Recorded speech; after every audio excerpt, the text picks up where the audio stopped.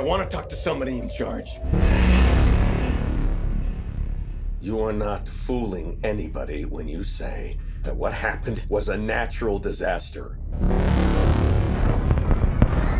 You're lying. It was not an earthquake. It wasn't a typhoon. Because what's really happening is that you're hiding something out there.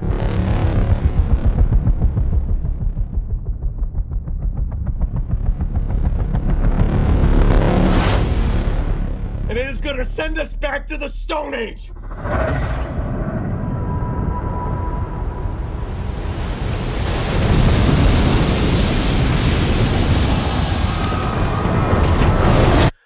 God help us all.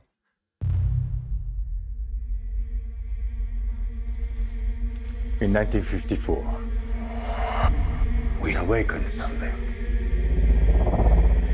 Well, there's nuclear tests in the Pacific. Not tests. They were trying to kill it.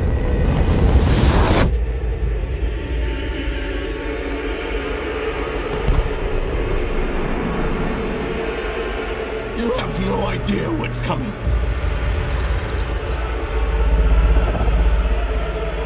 Can you kill it?